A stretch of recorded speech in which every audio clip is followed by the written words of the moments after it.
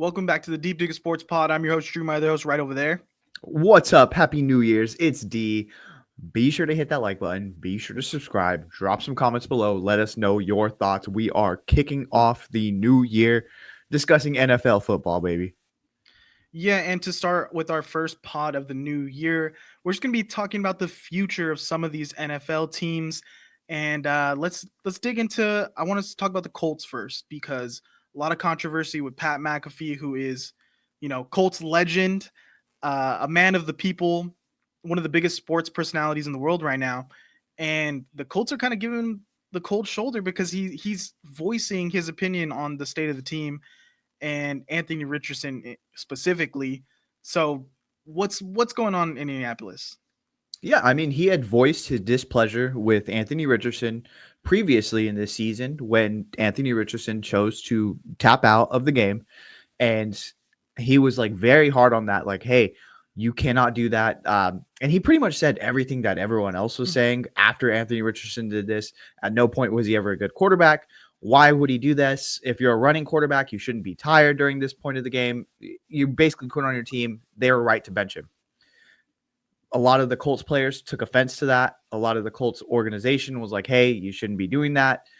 Cut to now, again, he's criticizing the Colts organization of how they're handling not just Anthony Richardson, but it seems like there is an organizational problem as far as there being no accountability with these players. And players are coming out on their own podcast and being like, no, fuck you, Pat McAfee. We do our thing. Shane Steichen's answering questions.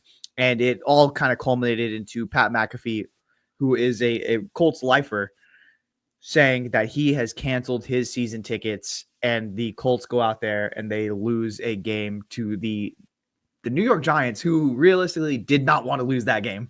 So, or who did not want to win that game. So, I mean, it is what it is. It's kind of a dumpster fire of an organization. I think I've seen a couple of like Indianapolis locals talking about this, and they were like, well, Pat is right. Like, we don't know why, like, what Shane Steichen has done, like, impressively. Like, the quarterback has not improved. It has not been good. We haven't won anything in this division that has a lot of turbulence to it.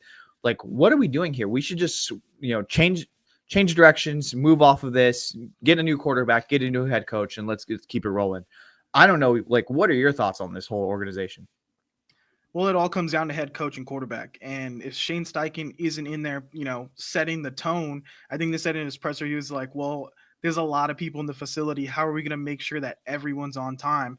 And I told you before, I don't remember who it was, but someone on the Patriots was on a podcast talking about being late for practice, woke up, alarm didn't go off, and he's driving and he's like, I was thinking about getting in a fender bender, crashing my car so I could be like, coach, I was in a car accident. That's why I was late. That's how serious some organizations take this.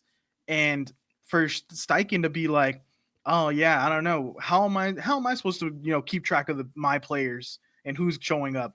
That's a ridiculous statement. First off, Anthony Richardson halfway through the season to then being able to wake up and be like, well, maybe I should take this being the leader thing seriously.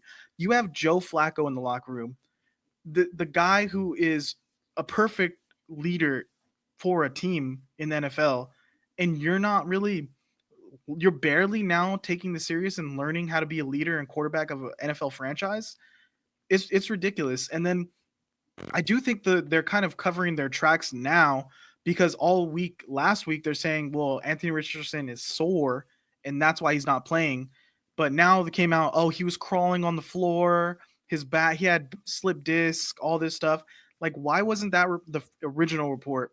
But now he's completely fine. Now he's running around. He's going to play this week. But which is it? Was he sore? Was he crawling on the ground in pain? And now he's And now completely he's healthy. miraculously recovered for the last game Yeah, of the and season. it's very telling that Pat McAfee, a guy who is like one of Jim Irsay's guys, one of the most ride or die for the organization, and then even Peyton Manning, like what alumni of that organization is really like voicing the pleasure with this organization right now? Like, there's a lot of strained relationships. There's a lot of like awkwardness, and it doesn't feel smoothly run. It feels weird. Yeah, and I think like that goes back to just kind of covering tracks, and I think backtracking, not backtracking, but just like making it a clear path on a decision that you made in the draft. And it's just kind of uncovered this whole nest of other things in this organization. Like, because if you're the top guy, if you are QB1, you should be the guy that is it. I'm first to work. I'm the guy who's going to take it seriously. There are interviews with Anthony Richardson this past offseason where he was like, honestly, the NFL is way easier than college. And it's like, you weren't even a good college quarterback. What are you There's, talking about? he's on wax saying like, "Well, I thought I played pretty good. I think I'm a good quarterback." Like after having such a terrible game of him being like, "I thought I played pretty good." Like that is insane. This is Jalen Milrow level like narcissism. Lank. Like But like I think when you do that as the flagstaff of your organization and as the head coach, you're condoning it, it shows the rest of the players, okay, you know what? That's what we're gonna do. We are not gonna take this seriously, or we're not gonna we know if he's not gonna get in trouble, we're not gonna get in trouble. And you're just seeing that throughout the rest of this organization. Sloppy play. They're afraid to be called soft, even though they are soft. Like it's just kind of a I don't know what they're going to have to do to revitalize this organization, but I think they should seriously look at moving away from this coach and putting in someone that is going to be taken more seriously in this building.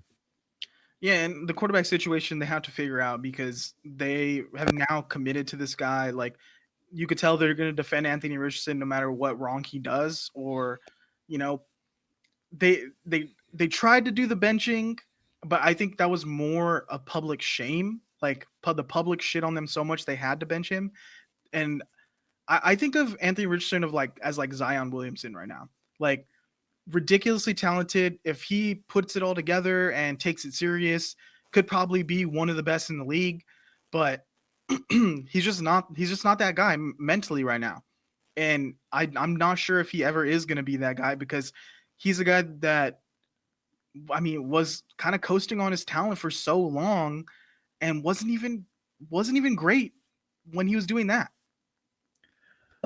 Okay, hear me out. This is I think that they've moved. If they move off of the coach, they will move off the quarterback. That like you stepping into a scenario where that is not your guy. Look at what happened. Like you just see it over and over again where it's like, okay, well, this is not my guy. I want someone that I know is credible that I'm going to bring in that can run my offense. And there are so many quarterbacks that are like kind of plug and play. Look at what you've seen with Baker Mayfield, who got his career revitalized. Look at Jameis Winston, who's good for like a microwave. Like, okay, he's going to come in and have some good performances, who could hold you over for a year. Look at Sam Darnold, who's been around the league and now is finding his home. And it's like, okay, it's looking good. There's going to be a couple of quarterbacks out there in this offseason. I think someone's still going to take a run at Aaron Rodgers. I think someone is obviously going to look at Kirk Cousins. I think the Colts would be in play for either of those guys because we know they like that organization does just like veteran guys like that could come in there and plug and play. Look at what they've done before. I think that they could do it again. And they have all the pieces there. I mean, they have some offensive linemen. They have Jonathan Taylor, Michael Pittman, Alec Pierce. Like they have weapons, and it's just can they have a quarterback consistently throw the ball to them, which they have it. But when Joe Flacco's in there, they're putting up some points. Their defense needs to get a hell of a lot better, though.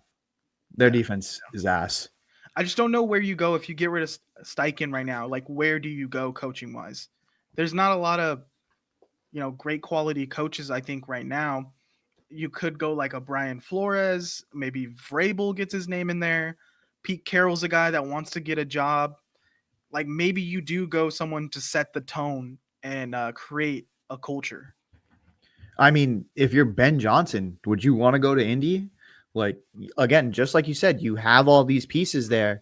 I feel like that would be a good landing spot. Again, it's an organization that it's not too big as far as like, oh, okay, the microscope's going to be on you 100%, but it's big enough like where you can actually recruit guys in free agency. It's not like it's the New England Patriots where no one wants to go there ever. You know what I mean?